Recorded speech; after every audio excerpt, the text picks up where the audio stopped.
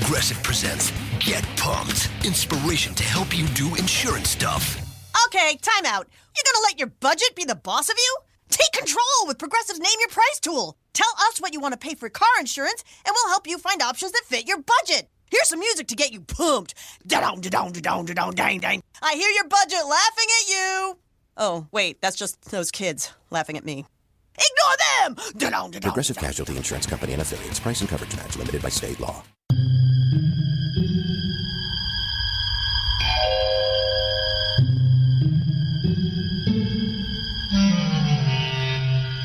Archangels, ghosts, and Bigfoot. Oh my.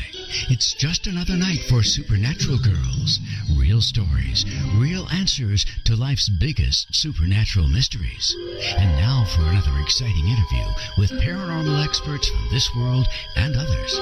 Here's your host, paranormal researcher Patricia Baker, on the one, the only Supernatural Girls.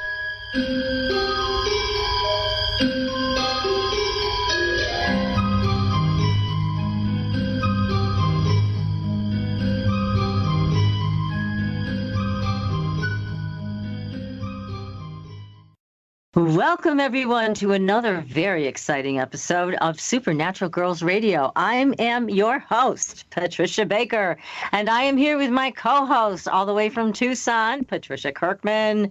PK, how are you tonight? Absolutely fabulous. We had such a beautiful day in the high 80s. Ah, I know. rub it in. Well, I have to say something like that after I went through the heat for the summer. I just want you to know that the heat's still here, but it feels good. Send it over. We need some heat. So It doesn't tonight, take long, does it?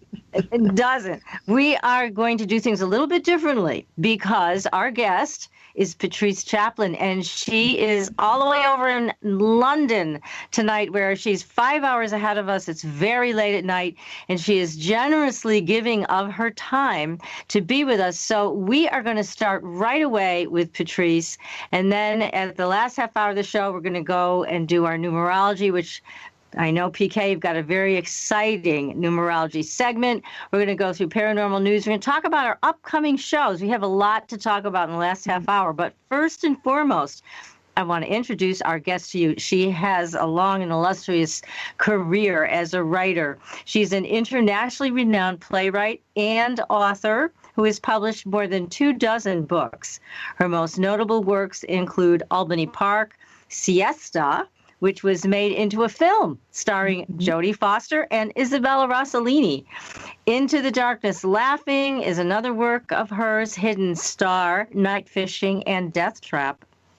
Her stage play, From the Balcony, was commissioned by London's National Theatre in conjunction with Radio 3. As a bohemian in Paris, she has lived life. Let's admire this. I mean, it's amazing of the life that she's led.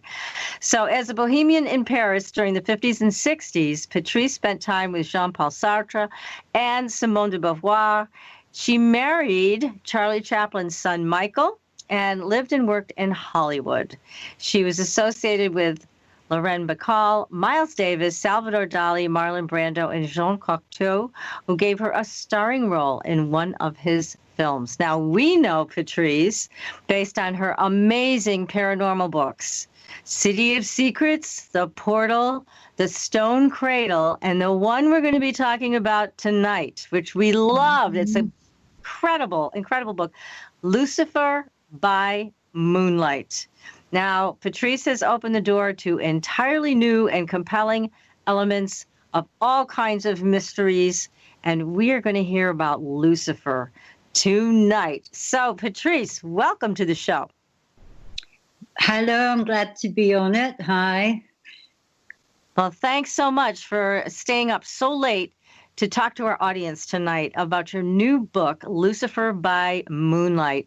It's a wonderful, you call it a fable, but we know from talking to you off the air, this is a very powerful book. It's more than just a fable. This was a channeled book. So tell us, please, how you got started on the Lucifer topic. Something amazing happened to you with a healer. So let's start there. Right. Well, this is called the Summer of Lucifer. So they had a storm, Hurricane Lucifer, the heat wave, which was just mentioned by PK just then, was also called Lucifer. And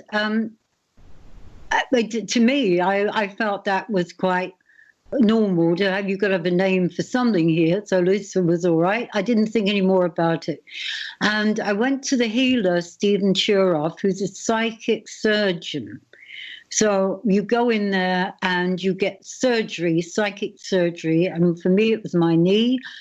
And I went back to him because he was really powerful. He doesn't spend long. He does it quickly, and he has a lot of clients because he works. And I went back to him. It must have been around, I think it was around April, sometime like that. And he said, just as he was going out of the door, he turned and he said, "You're going to have a visit from an angel within the next 2 days." So I was immediately terrified because I thought, that's it. I'm going to be passing over here. So I said, "Oh, what kind of angel?" So he said, "I don't know what kind. I'm only told the angel is going to visit you."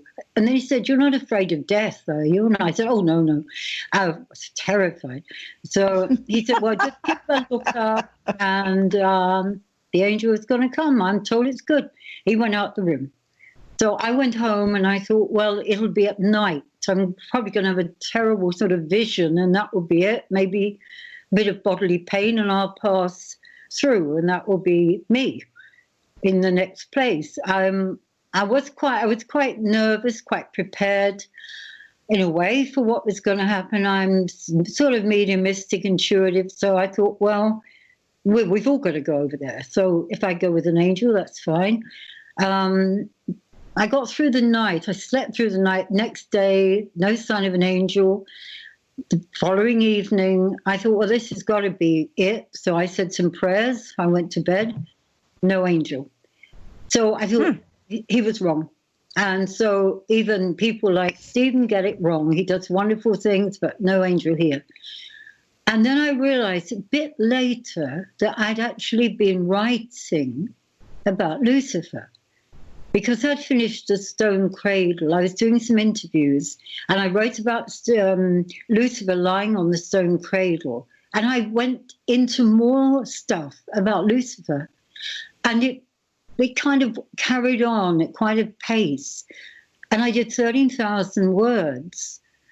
And it was, I would say, it was sort of focused and automatic, but I had some choice over what I wrote. And the kind of feeling of channeling, I've never done it before, never, was that it rose higher so I could remember it later and think, oh, should I change that name? Should I do something with that?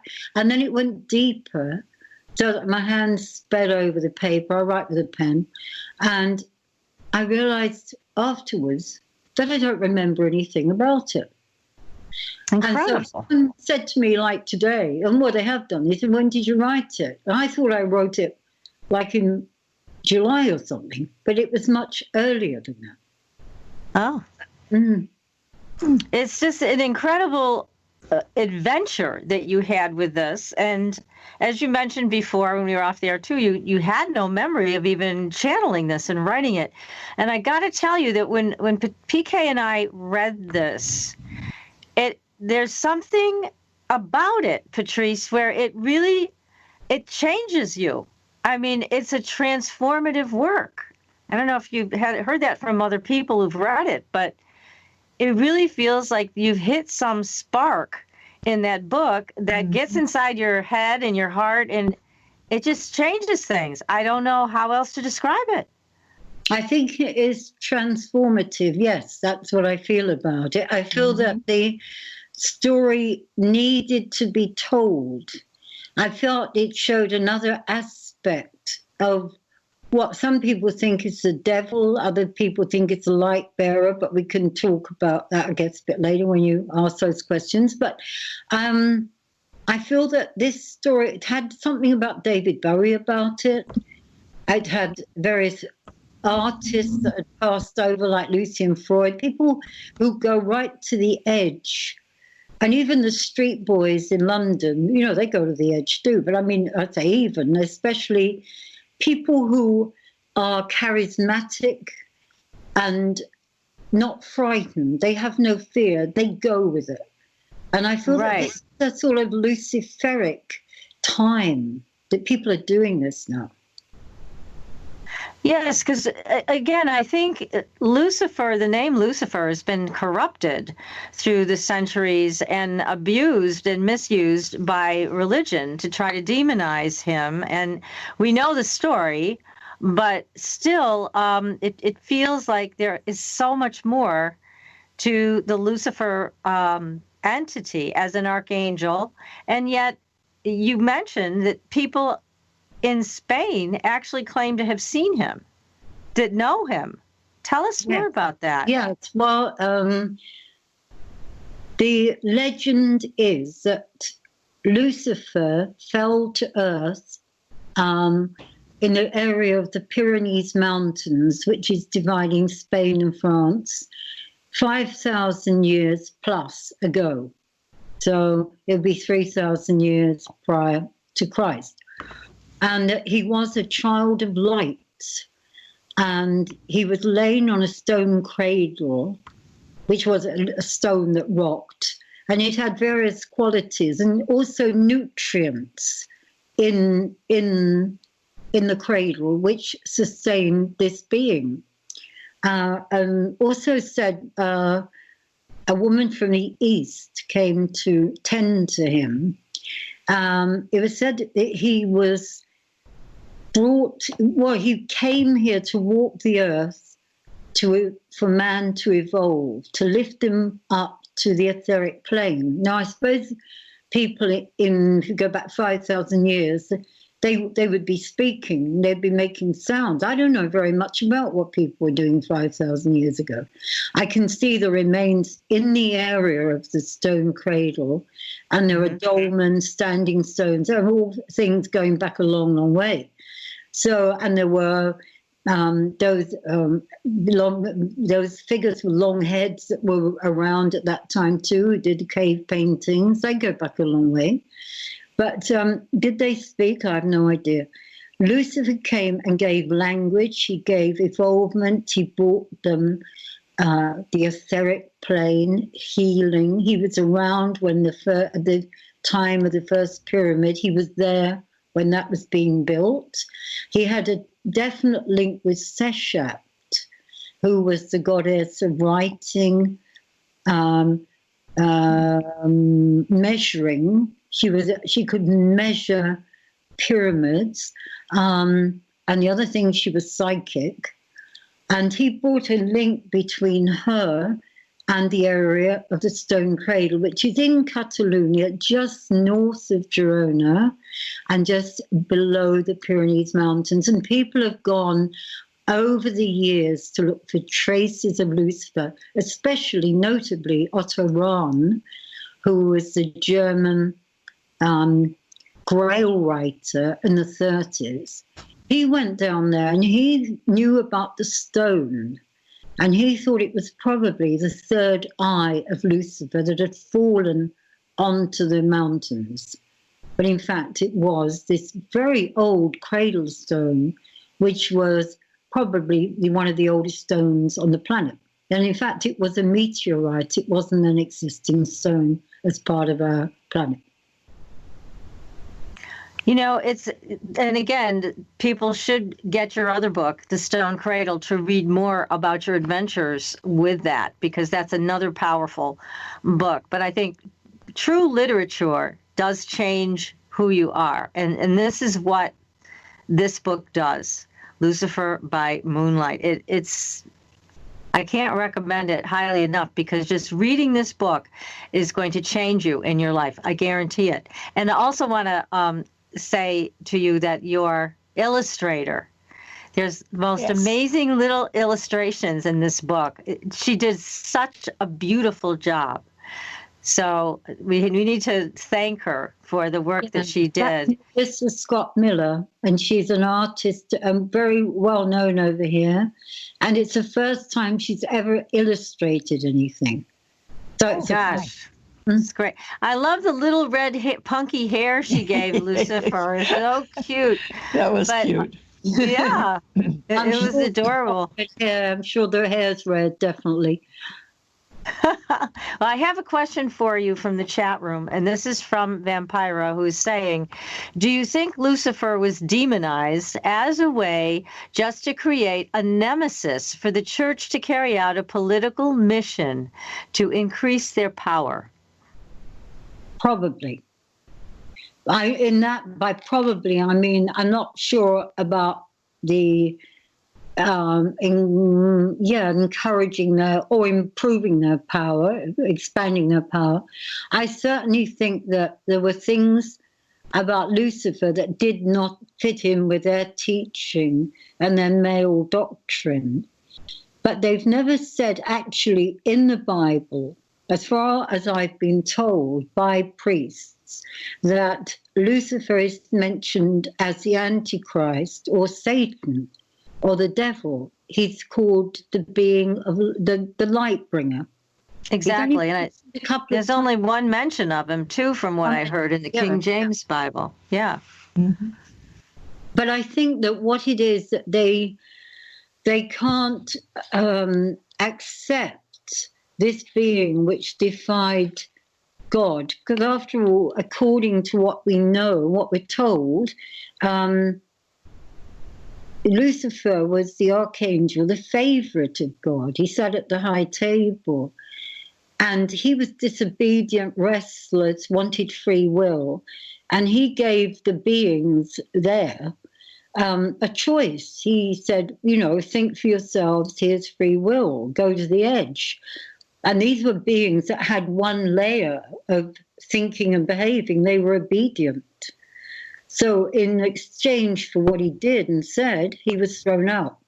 And so he caused the fall, which meant for him, apparently, according to many writers, especially to Steiner, he couldn't then be the master of Venus. And Venus was the place he loved the most. That was the place he needed to be his true home, his true love. And he was excluded because one of the fall, and the second because he used the number 5. So this was another, I've forgotten, the pentagram. He wasn't allowed to use the pentagram, and he did. So, I mean, the pentagram is another whole story to it. But he was then in the area we're in where, we're kind of, from Lucifer's point of view, we're kind of limited. We've got a dual planet here.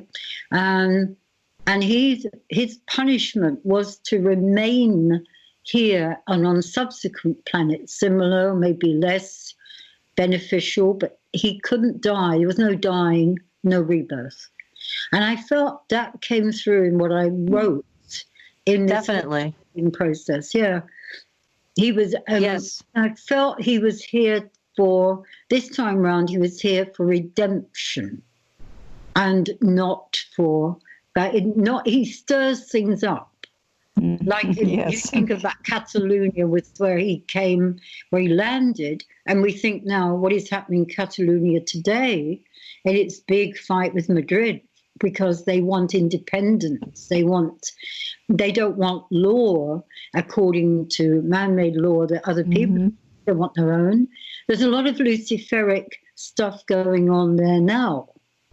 And people in Catalonia, because he's a being of light, they don't wish to have him reviled. They're very, very clear on that. They built temples to Venus, which were Luciferic. They've got towers, buildings, churches, which are Luciferic. They have music, ritual. And these people call him Lucifer quite openly. He's the being of light. So there's no question. Not only that, there's a guild there, the Shoemaker Guild, who've been going a long time, called Luce for Light, which celebrate Lucifer. And the Celts, before that, they had Celtic settlements in that area. They called him Lug, L-U-G, and they too celebrated. So I don't think he's an archetype. I think he's an actual presence that will be somewhere around. What will he look like? Well, he's going to look like us or we'd kill him, wouldn't we? So he's going to be something like us, but he's going to have more to him. So that's how I would think. He's probably a wanderer. He doesn't stay put long. He'd be charismatic. And that's another thing the church don't like about him, is that he deflects light. They say he has no real light, that he takes the light from other beings and deflects it. And what is behind the dark, the void. Says a lot. So in Catalonia, they really revere him. Yeah. And that's so different than the rest of the world that has learned to associate him with bad things and Satan and temptation and all of that stuff. But somehow this part of the world was able to preserve a completely different legacy. How did that happen? Absolutely. Yeah. And they have a society which protects the Stone Cradle area, where there are many entities and elementals, and they've been there for hundreds of years. I mean, they never see a human being. I mean, they've got a huge land full of old stones and the ancient trees. There are no people around, hardly any. But people used to go to the Stone Cradle to be healed. They used to go there to die, to give birth, and to get well. That was the idea of that place. And it has many interesting qualities to it. So it's certainly been used for many good things. They're not bad things. Exactly. So it's just fascinating that now this part of the world is caught up in trying to achieve their own independence, which is all about free will, right? So how fascinating that that's what we're watching right now in the world stage. Mm-hmm. And it looks like Spain isn't taking it very well.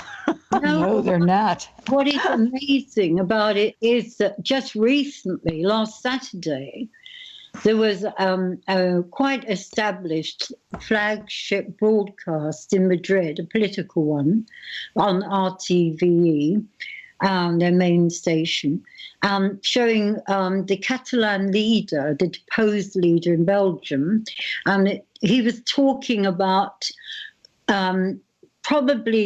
he was prepared to go to jail for his beliefs, and so were his associates.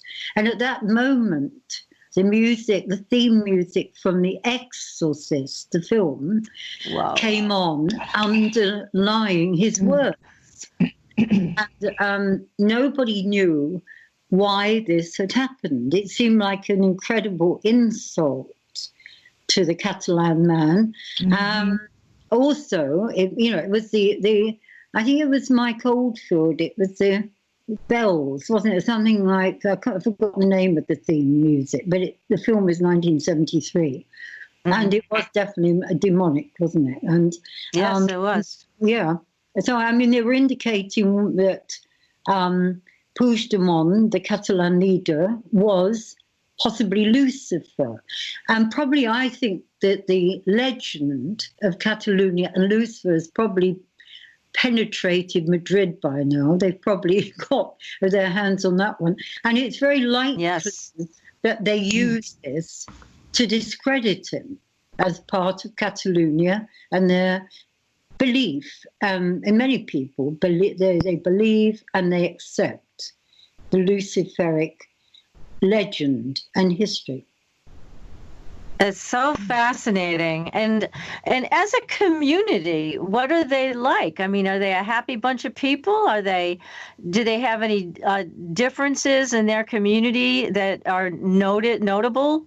You know what I'm saying? Is it? Yes, they do. This is the Catalans. Yeah, they do. They're quite. They're proud. They've got a heritage. They've got a history. They're old. They go back a long, long way. They believe in their own country. They're going to give, but they don't want people taking. They to fight for their identity. It's more than independence. Fight for their identity. I was there in late 50s when Franco and the regime were very strong in Spain because the Second Republic lost the Civil War, and Catalonia was part of the payment. That they fought hard and lost. And I remember that these people fought for what they believed, even if it meant that in the night cars came. Well, they were called blind cars. They had no lights, and took various Catalans away to jail or to death, but they were never seen again. Oh my God. Sad. Yeah, in spite of that, and people, old enough like myself to remember it, they remember it only too well, and they say this is a replay of what we've been through before. So I feel that they're prepared to fight. They have their own language, they have their own dancing, they have their own culture. They're different to Spanish. There's no question about it. And the Spanish in turn feel about the Catalans that they're arrogant, that they're too rich. Because they work hard, but also the land is lustrous. They've had it very well with that countryside. There's no question. And also the Catalans are mystical. They've got a mystical side which comes from... interesting. Oh, yeah, definitely. From all the history that they've had, they've had, going back, the Phoenicians, they've had the Greeks, they've had the Romans. Mary Magdalene was supposed to be there. The Jews were certainly there. The Kabbalists were there. Charlemagne was there.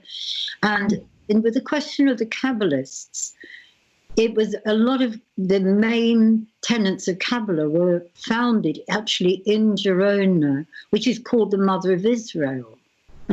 And the thing with some of the experiments they conducted were mystical, going into amazing layers far from the levels they went to, meant that some of them didn't return alive or didn't return or returned ill, not well in their minds. Only one came back, apparently, with a story that he could write and recount. And when expulsion came, the Jews were given a choice to convert. So a lot of the Catalans have Jewish blood. Okay. Don't remember. Of course they don't remember. And it wasn't talked about. The whole area was covered up for expulsion. So it was only opened in 1972. And I was there at the time of the opening of that Kabbalah Center. And it was very important to the whole of the Jewish system. And I still remember getting money for it from going to Hollywood and talking to people like Kissinger and Barbara Streisand and getting money to keep this going, this place, which was, now it's going very well, I must say. But so there's a mixture. There's a lot of strange things that go on that these people accept. They say, it's the way it is. This is how it is. We don't... Yeah, it sounds like a very mystical part of the world. And in the way that they've embraced Lucifer being the morning star and being an archangel, I mean, it's a very different way, I think, of looking at not just Lucifer, but looking at the world. And that's why I wondered how they were as a community. But you answered that very well, so that now I think we have a picture of who these people are, and they're to be commended for standing by their principles. That's for sure. Oh my goodness. This is fascinating, Patrice. Well, again, we are speaking tonight with Patrice Chaplin, who is the author of a new book called Lucifer by Moonlight. It's terrific. And I think everybody in our audience tonight would really enjoy reading it. And this is true literature. It is the real stuff that transforms your life. So don't hesitate to get this book. It's available on Amazon.com, and it is really, really special. So we're going to continue our conversation with Patrice right after our very short commercial break. We've got Patrice with us for one more half hour. We've got a lot of questions to get to in the chat room. So stay with us, everybody. You are listening to Supernatural Girls Radio. We'll be right back. Welcome back, everyone, to Supernatural Girls Radio. I'm your host, Patricia Baker, here with my co-host, PK, and our guest. We're so honored to have her on the show with us tonight, Patrice Chaplin. We're talking about her new book, Lucifer by Moonlight. You want to be transformed? Get a copy of that book and read it. It will change you. I guarantee it. So I've got a bunch of questions for you, Patrice, and then we're going to get back to that conversation we were having off the air because it was amazing. But here's a question from Henry saying, did Lucifer encourage others to follow him, or did he go about his own business? I never understand what his agenda on earth was. No, he didn't. As far as I know, he did not encourage our following. His business on earth was to help people to be evolved, to help them to heal, to lift up their spiritual side, which obviously was not too existent at that time, to help with the building of the pyramid, and to go from a dual universe when he was used to a much wider story. I haven't heard of anything where he's had followers. He's always a solitary being amongst people, but the sightings of possible Lucifer never have anybody else around, except, of course, he had people who were drawn in by his charisma. But I think, too, that he was male, female. That's another side that people, they said he wasn't limited.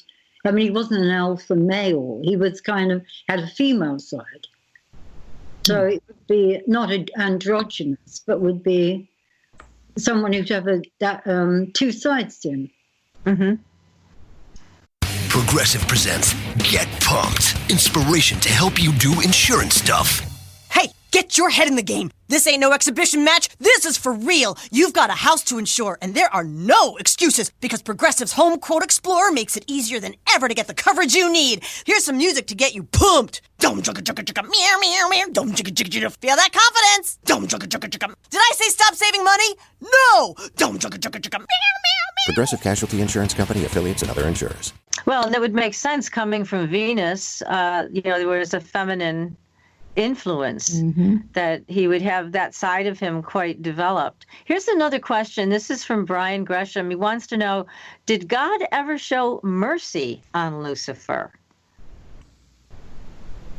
Well, as far as I'm told by people who would know more than I do, that would mean the society that look after the Stone Cradle and these journeys to Venus and other places,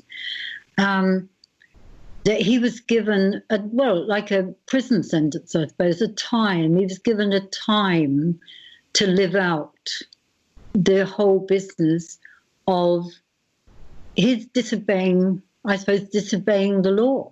And that was it. So the time that was spent is being here, as we said earlier, here and other places, but certainly not in the place that he would most like to be master of, and that is Venus. That's where he longs for, apparently. And I know that psychics can reach this story. Powerful psychics can, yeah. Yes. Now, we had an interesting conversation off the air that we've got to bring to our audience, because I think you could have knocked me over with a feather, and you too, PK, because the question was that we were talking about off the air, has anybody seen Lucifer? And you said yes. So we got to go there. We got to go there. Tell us about your experience and other people's experience in seeing Lucifer. Right. Now, I can't say that what I saw was Lucifer, but I can only say that other people made the assumption, or some people had the definite certainty that this was the case. And all the visitations happened in a short period of time, of about a month. And it must be about 3 or 4 years ago. And it was in Paris in the church of Saint-Germain, which is it's a big church. It's an old church. It's right in the center of the old part there. And it's big, it was full of tourists, which would be normal. There always are visitors, people who come in from work because they go and take mass there. And I was quite near the altar with a friend, and I was suddenly aware of this absolutely beautiful figure in front of me, but maybe 3 rows in front. And it was a male. He turned round. He had quite long blonde hair. He looked as though he'd been to the sea. He had the kind of beautiful skin. I thought he was a movie star, it's got to be. And then I realized he was wearing a kind of white tunic, and that he had these brown naked legs, very, very beautiful legs, and no shoes. There was nothing on his feet except some anklets of some kind. And he walked through the crowd. I turned round and I saw him walking just smoothly, effortlessly through the crowds, and no one noticed him. And I thought, that's strange. And he went straight towards the exit, and I followed him right to the exit. I thought, how is he going to go out without shoes? Has he left his shoes with the beggars outside? What's happened here? He didn't go outside. He suddenly pinged out like a lamp. He was gone. And I thought, where is he? Is he gone? Is he strange in prayer? Is he on the floor in prayer? Is he gone in the side room? Is he behind a statue? And I said to my friend, did you see him? And she didn't. She said, no. But I noticed there was this smell of perfume, very kind of strange, beautiful perfume for just a moment. When I crossed the road to the De Magot Cafe, I mentioned it. I might not have mentioned it just then, but I mentioned it at some point, and the waiter said, oh, that's Lucifer. He wow. And I said, Lucifer, and he said, of course, why wouldn't he go in there? He was an archangel at the high point. He would go in there. And the altar was, in fact, made of stone from the Pyrenees, which is where the cradle is. Anyway, then I saw on Facebook and accounts from other people that they were questioning, have you seen this beautiful figure around the church of Saint-Germain? It's a boy who's absolutely extraordinary, like no one else, very beautiful. Has anyone else seen him? People asking this, maybe 5 or 6. And then people who were writers visiting Paris, from America actually, and asked, this figure was in Saint-Germain, different times of the day. Have you, do you know who he is? Is it a movie star? Who could it, be? And no one had much to say about it, except one writer did. She felt that he was a spirit, from beyond death. But the waiter in the De Magot was certain that the word on the street was it's Lucifer. Now, the visit stopped, and they never came back again, as far as I know. But I did write about it. I wrote about it on Facebook because I was very drawn by this experience. I have no more conclusion about it, really, except that the power of the being was very strong. You wouldn't get that in a normal human being. Incredible. Oh, my goodness. What an incredible experience for you and for other people and for the person in the restaurant to say, oh, that was Lucifer. I mean, it's like, It's just accepted. Yes. Yeah, that's who it was. It's incredible. Well, here's another question for you, Patrice. This is from Brian, who is asking, hi, Patrice, are the portals you have spoken about previously also a gateway for these Bible entities like demons to slip in and out of our world? Well, I don't know who slips in and out. That's for sure. I do know there are portals, and that you've done the work, you've done the preparation, you've got there, you can do it. You go through, not your body, but your consciousness goes through to other energies, other places, other sources, and you can take long journeys. Equally, beings or entities or energies can come in. And I remember when I wrote the book to City of Secrets, which mentioned the portal, I did get a call from NASA, which asked me if I'd come across any artificial portals. And I'd only come across at that point one non-artificial one. I had no answer for that because I don't know what they were like. But apparently they were made by Howard Hughes when he came back in 1933 from his visit out there, when he did the journey with what he called the Southern Cross, which is the same as the constellation of the Bear, apparently. And he got a boat, which he called the Southern Cross, got it in Scotland. And I gathered, too, that he went back and made replicas of the portals. And they said to me it was an aviator. I didn't think at the time about Hughes, but it's the obvious one. And then I heard later it was.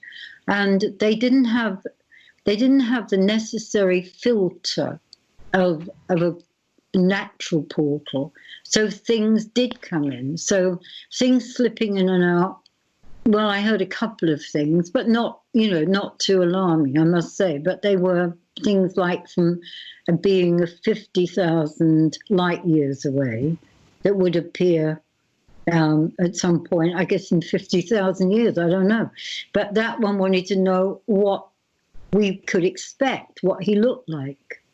There were various things like that. And incredible that NASA called you about it. I mean, someone, Yes, they ask questions about things they know nothing about, right? Yeah, but they knew that they were there, and they knew that they had to shut them down, so they called you for help. Yeah, they just Oh my goodness. Well, getting back to Lucifer again, here's the question, because again, so many people have been taught to associate Lucifer with Satan or Lucifer with the Antichrist. And again, I question all of that at this point. But here's The Walking Dead is asking, he would like to know if there is an Antichrist who is walking our earth now. So do you have any information on that?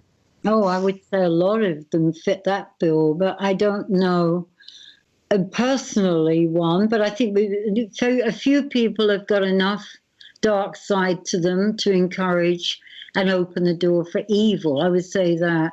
But an actual figure, no, I don't know. I've not heard of it. Okay. All right, good. So again, with Lucifer, this is intriguing us, like to the nth degree, because this is an archangel that possibly we have been taught to leave out. So many people pray to angels. They ask for help from Archangel Michael. They ask for help from Gabriel or Ariel, Castiel. But sounds like the people in Catalonia are the only people who have asked Lucifer for guidance and help. Do you think that's true, that they've learned how to do that? No, I think there's another place in the desert, which is further east. I've heard about that, where it's equally, let's say that people approach that subject because they want answers and they want to have rituals which benefit them and to do with the light. I mean, there was a small cradle, the only other stone cradle I know about, or I've been told about, and I mean, I don't know every stone cradle, but only one, was in Right.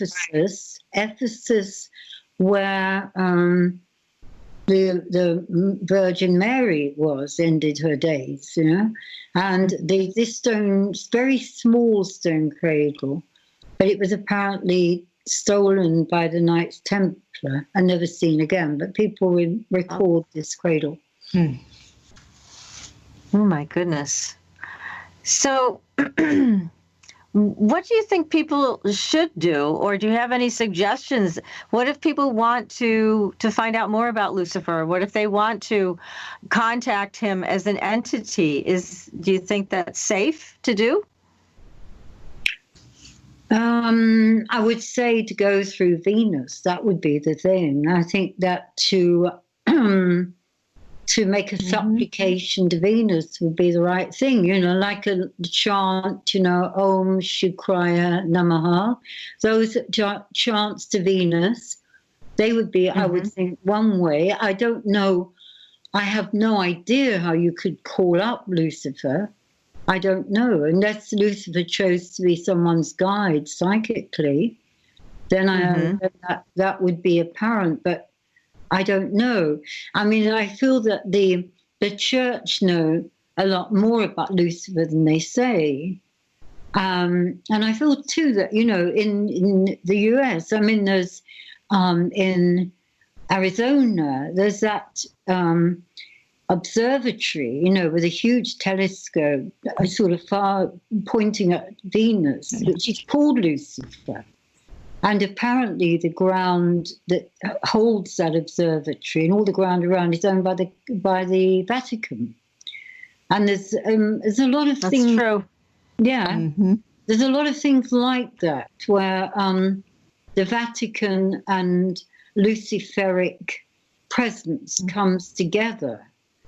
I mean, I haven't yet met a priest that said Lucifer's okay. It's kind of like if you're going into spirit prayers or reverence, you would go to Jesus or to God, you know. But Lucifer's seen, as I think I said before, as people who are against Lucifer say he deflects stolen light that is not his own. That's the main. Behind him is the void. What is in the void? Well, we don't know. And the other side is that he's paying a penance for disobedience. And I do feel there is a similarity with what's going on in Catalonia now to some degree. And that is that they don't want man-made law. They are above that. They have a spiritual connotation now. They're above man-made law of Madrid. I do feel that very strongly. It's very hard for them to take that when they've got another birthright. But I know this is never going to be accepted. I'm sure that it's all going to be knitted together one way or another because of the money. So we're never going to see it change radically, I don't think. Yes, exactly. Now, here is a question from Conti who wants to know, have you ever spoken to Lucifer? No. He's kind of spoken to you through this book, though, right? Exactly. I mean, I was going to say that. In some ways, I think I would know his voice as a modern day, modern day person or even an older person. I would know his intentions. I don't think his intentions are bad. I think not being able to pass into sleep and to die and be reborn is a hard one.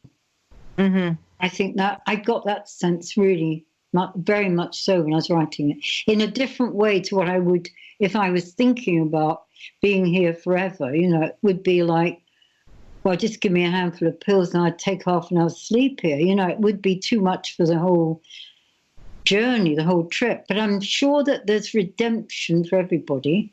And I feel after having written that and meeting an idea of redemption, which I certainly didn't have before I wrote it, I think that redemption is the answer to all of it, really. But we have to see. Yes, that makes sense. I can see why you're saying that.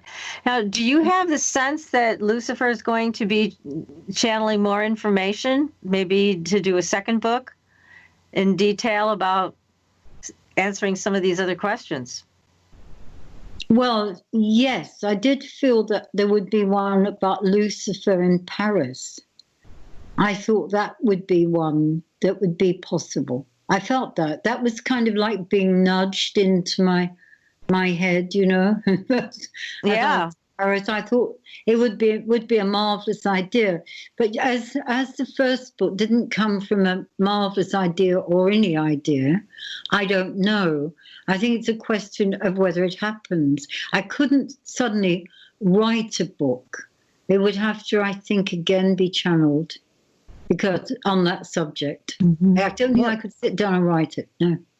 He couldn't have picked a better writer than you, Patrice. That's for sure. Definitely. But now, here's another question, too. I'm sorry, did you have a question, PK? That's all right. Go ahead, honey. Answer Okay, this is from the chat room again. This is from Lucky One, who's asking, do you think it is a conspiracy to make Lucifer good so people will fall away from Judaism or Christianity? No, not at all. Because I think people will stay with what they believe. And I think Lucifer is a kind of an extra, unanswered, unsorted presence. We haven't quite got him. I think that people like Rudolf Steiner, I'm not an anthroposophist or anything, but I know people who are. And I think that he plays a big part in our evolvement, which is not recognized. And maybe that is what's being pushed through. And I feel that the bad ones, like Ahriman and Satan, I mean, all the dark side is avoided as best as possible, or prayed for, or whatever one does. But I think Lucifer's out there with the creative ones. I think there's a feeling of also dry wit and sophistication. I don't feel he's an inelegant being at all. And I feel he's been around so long, he knows the story. Right. Yes. Oh, that makes a lot of sense. Gosh. Definitely. Go ahead, PK. You had a question? Well, I was wondering, considering that Lucifer has taken on so many different roles, shall we say, has that impact created a more opening for people to be acceptable to, we'll say, Lucy as well as Lucifer, etc.? Yeah, I think so. This is just personal view. I would say yes. I think that the Lucifer, the hooker on the streets of rough London, I'm wearing her furs, is the other side, part of Lucifer. And I think that would, it would just be an adjunct to that. It would just be another side, which is something that's already happening. People are recognizably, androgynous, or they have two identities, or just one identity, which is other than the one they're born with. Right. But I feel that that Lucifer would have more than two, I would have thought. It just felt like there was so it was opening doors for other people to see that you don't have to be just one person or in one direction, that all things flow together, the good, the bad, and the ugly. But for the most part, it's opening doors to look at things in a different light. Yeah, that does seem like part of what he's saying is accept yourself for who you are, be who you are, live to the fullest. It does seem like part of what we took away anyways from this wonderful book. Well, unfortunately, I know, Patrice, you need to go and get a good night's sleep, and we can't thank you enough for joining us so very late at night there in London. But we're so happy to hear from you about your new book, Moonlight. It is good. It is a great book, everybody. If you want to transform yourself, get that book. It is terrific. And Patrice, we hope you'll come back and join us again when your next book comes out, which I'm sure won't be too long from now, knowing what a great writer you are. So thank you, thank you, thank you. So everybody else, stay tuned. We're coming back. We're going to be doing numerology of Lucifer and many other things for the last half hour of the show. So we're going to take a short commercial break, and we will be right back. Welcome back, everyone, to Supernatural Girls Radio. I'm your host, Patricia Baker. I am here with my co-host, PK, and we've just had the most amazing discussion about we Lucifer. have. Whoa! With I Patrice think I'm going to Chaplin. look for him after she described what he looked like. Hey, I want that man. Well, and she writes about that in that book, Moonlight by Lucifer. It is, people get drawn in by his charisma, and you can see why with the way she described him. It's just fascinating. So I just wouldn't have thought of him having long blonde hair. yeah, how about Don't it? ask me why. I would never thought of him being blonde. Yeah, well, in the book, he has red hair. And so here, when she saw him in person, he had blonde hair. Very fascinating story. So anyway, so what we're going to do now is we're going to go to the numerology segment. But before we do that, I just wanted to make a couple of announcements because on November 22nd, which is next Wednesday, we did a pre-recorded show, and it is one not to miss. It is an interview with Robert Abatello, and he is a practitioner of acupuncture, naturopathy, homeopathy, and herbalism, and he treats Lyme disease and autoimmune disease. We've had a lot of requests to do a show on this, and so we took this opportunity right before Thanksgiving to air this show for you. So next week, that show will air at our regular time, 7:30 to 9 Eastern, and you will hear some incredible information about Lyme disease, autoimmune disease, and how to heal from these terrible scourges on humanity. But Robert's been treating patients now for over 30 years. He's very knowledgeable. He has great, great information. This is a do not miss show. If you know anybody who's struggling with Lyme or autoimmune disease, be sure to tell them about the show on November 22nd. Then the week after, we've got our buddy Nick Redfern coming in. Right. That'd be good. Yeah.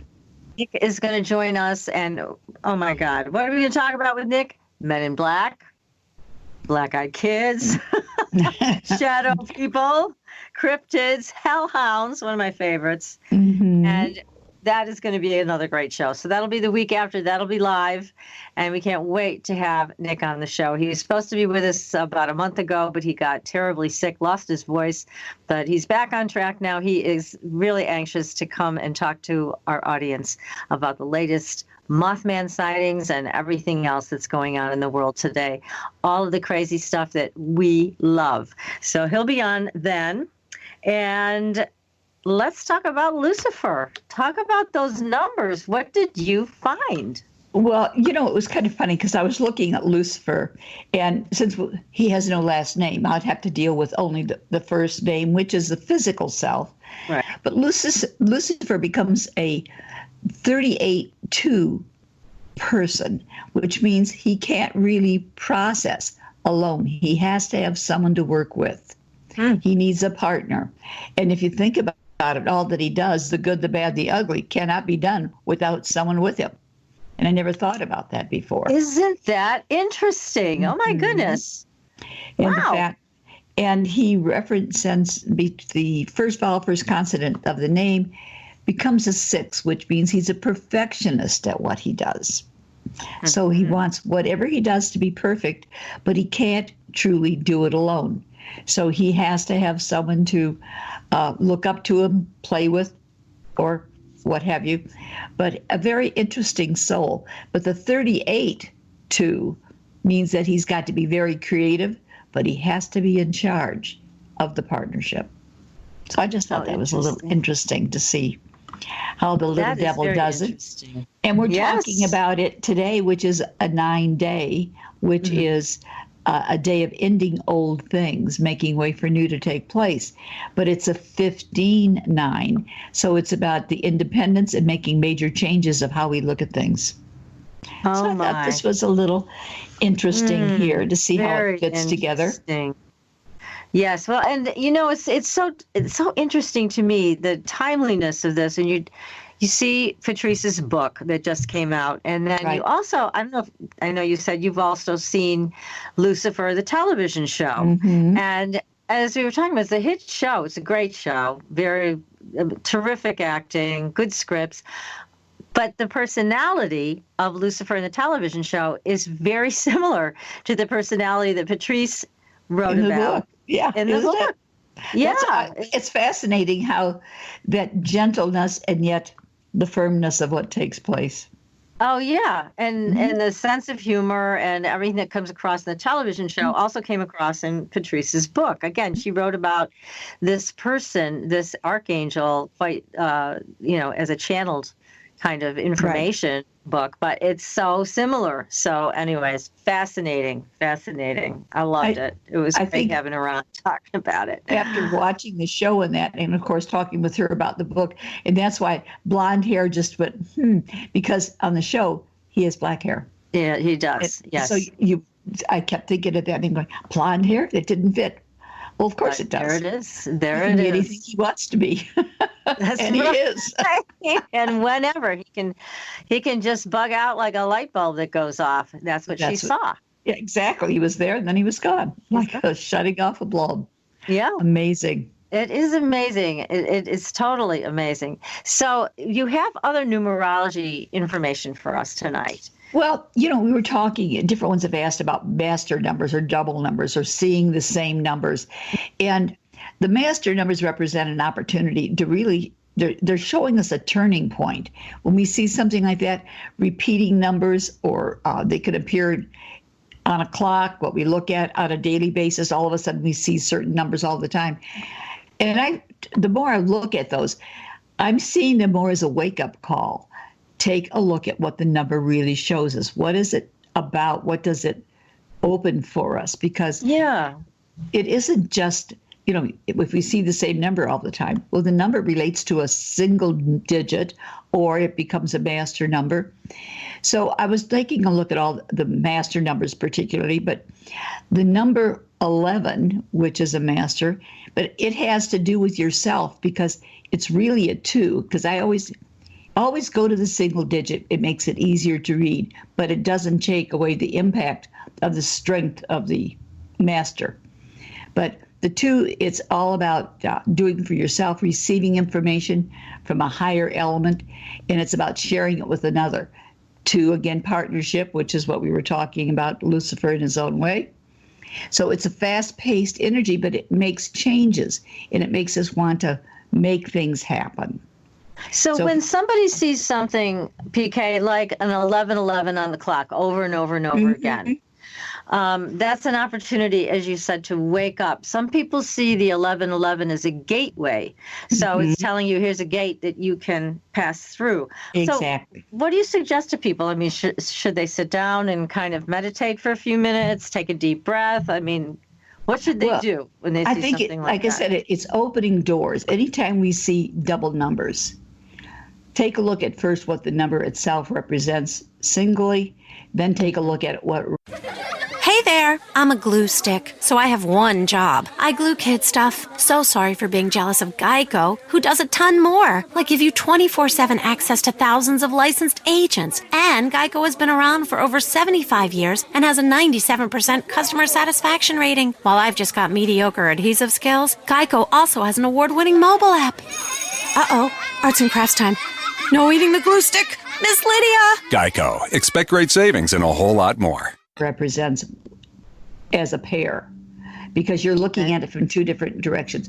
The 11:11, it's a 2, but it's also a 4, because the 2 11s, but it's directing us to be doing something in a partnership or in a relationship that we shouldn't just sit back and let things transpire. We need to jump in and make it work, because you're given the opportunity to be the partner, the leader, the sensitive one to what is taking place. And I think also, doesn't it give people an opportunity to take a pause? Because let's face it, we're all running around crazy in our lives doing too many things. And so you stop and you see 11:11 on the clock. I mean, it could be that moment that you just take a breath and pause from the busyness of life to just reconnect internally, reconnect spiritually, whatever it is that you need to do in your life. Yes, and also when you take a look at how the numbers are represented, as they say, using it singly or doubly, or as the 11 itself as a master number, or as the 2, which is about a partnership or wanting a partnership, wanting a relationship, or if we're having the 11:11, it becomes a 4, so it's something to do with working through a partnership and or a relationship, or setting one up to be worked through. So anytime you see numbers that come, I find, and like I said, I have a tendency to go back to the singles because it gives a quicker view of what's taking place. But when you look at it overall, it's opening doors for us to reevaluate. As you say, stop, smell the roses. What does this mean to you? Exactly. People that find we'll say the 11:11 or the 22 or the 22:4. That's about the details, and that's about building a stronger energy, about working through some things. But it's also physical because 4 deals with health and healing. So when we're looking at that, it's saying stop, take a look, but also 4 is rules and regulations. So what are we letting slide by that we just take that extra time? What is it going on in our life at this moment that we need to take another look at?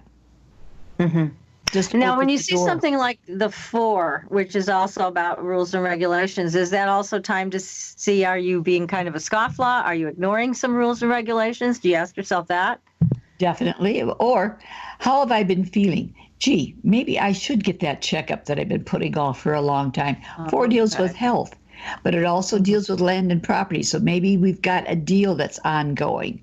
So look at it a little more thoroughly, is giving us an opportunity to invest in a future or something that's coming up.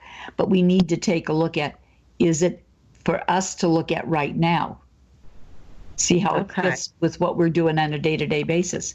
You know, we may all of a sudden have inherited a few dollars, and all of a sudden we're getting all these pushes about land and property. To me, that would say, hey, you've got a good place to invest money, and this is a perfect time to do so. Anytime you see a lot of numbers that are duplicating, it's telling us to take a strong look at what they represent.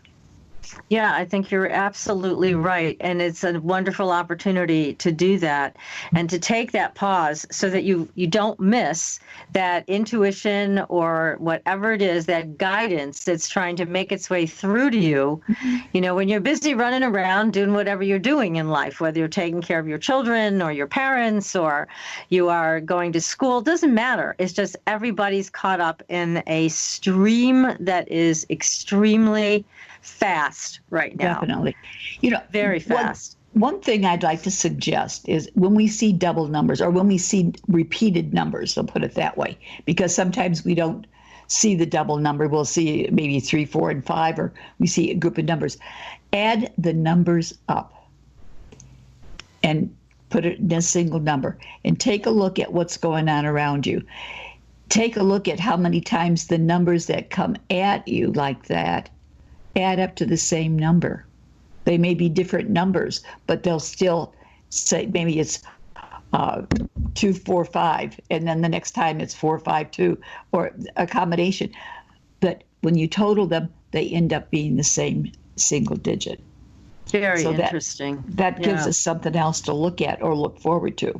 It does. It does, absolutely. Now we're coming into Thanksgiving next week. And what does that look like from a numerological perspective? What do you think? Is this going to be a tumultuous time, or is it going to be nice and calm and peaceful? It's going to be, I'm not going to say peaceful, it's going to be entertaining. We're going to be more social with one another. We're going to be, people are going to be more willing to share, get things together, and enjoy what's going on. This is the last go around this year for having a good time or letting things feel good, because December is going to deal with a lot of work for us.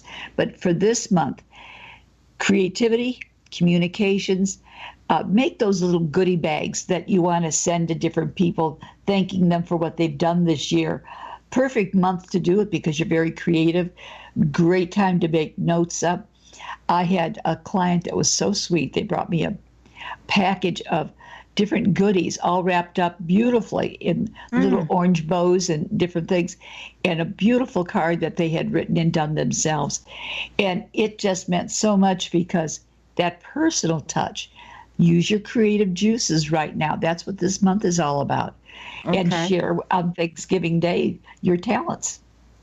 That sounds good. So we don't have to be too overly concerned about disasters. We can just enjoy. Yeah, enjoy it, because it's a good time to share, communicate, bring things up that maybe that we've put off talking to somebody about, because it's a time when we're very forgiving. 3 months to communicate.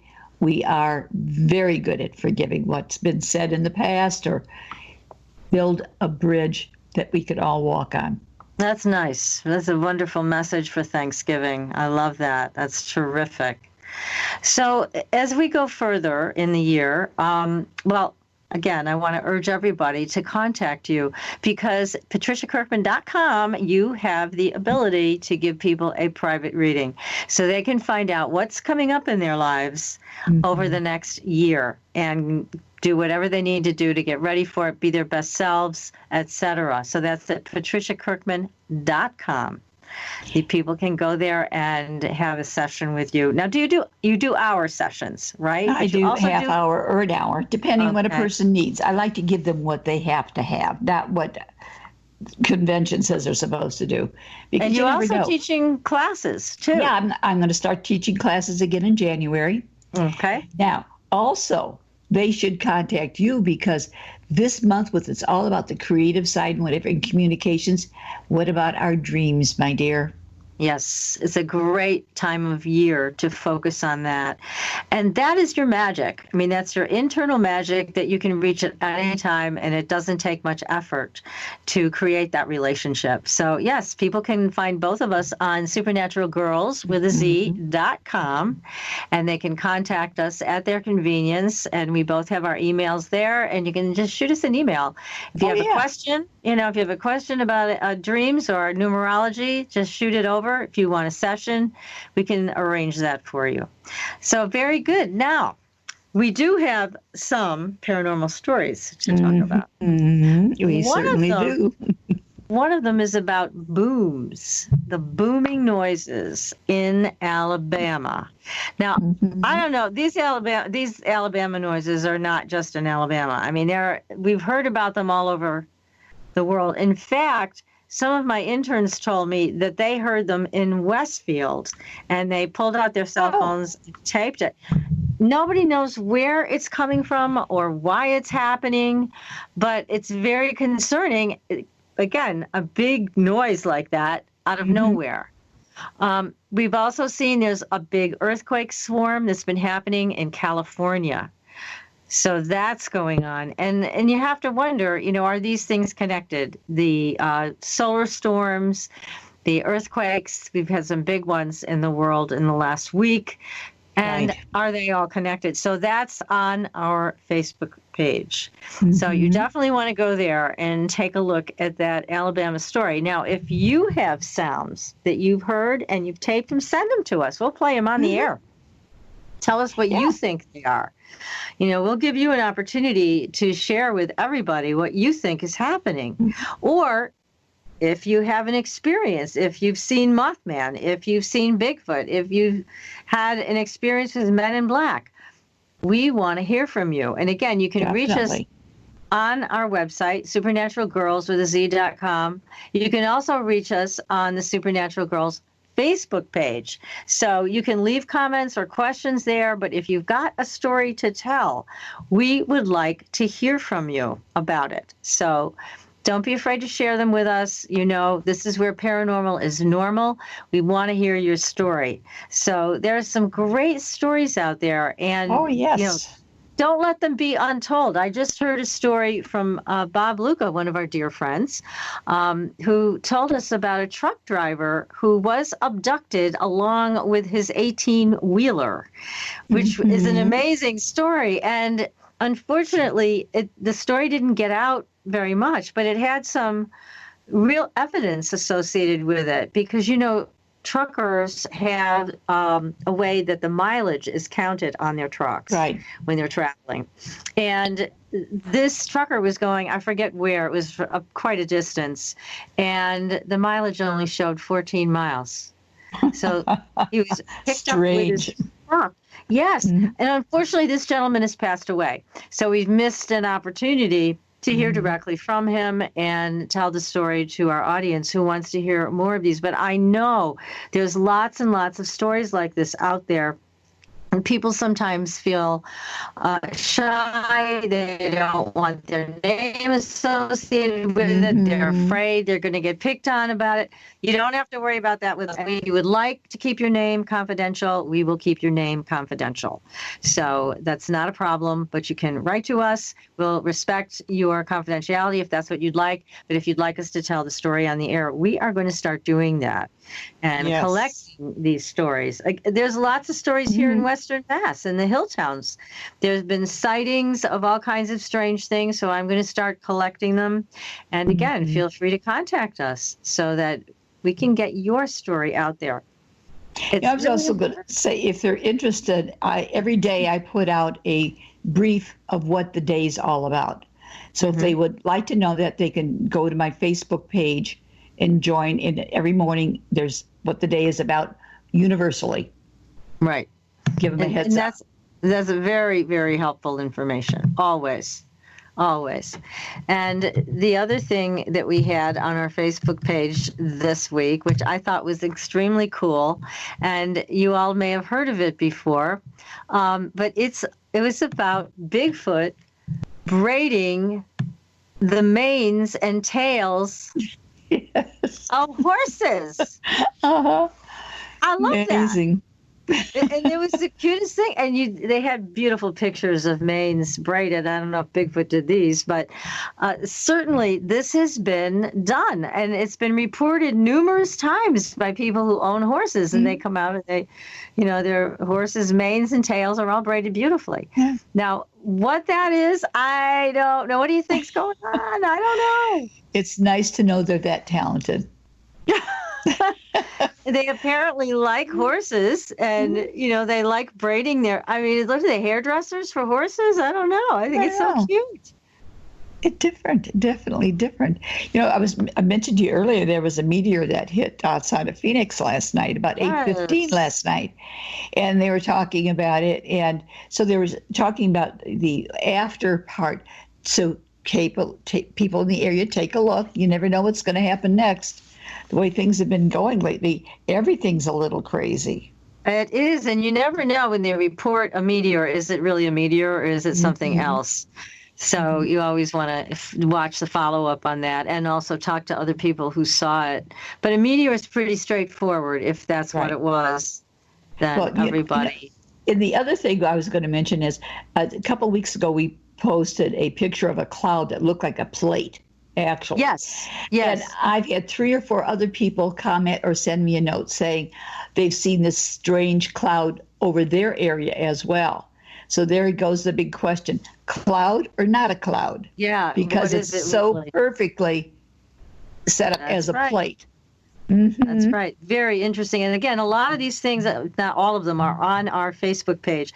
So be sure to go to our Facebook page, Supernatural Girls, give us a like, follow us on Twitter, and also go to the real zombie plague. If you want to know more about autoimmune disease, Lyme disease, etc., the real zombie plague, follow us there as well. We're going to be doing more to provide you with the right information so that any of you who have this can get well.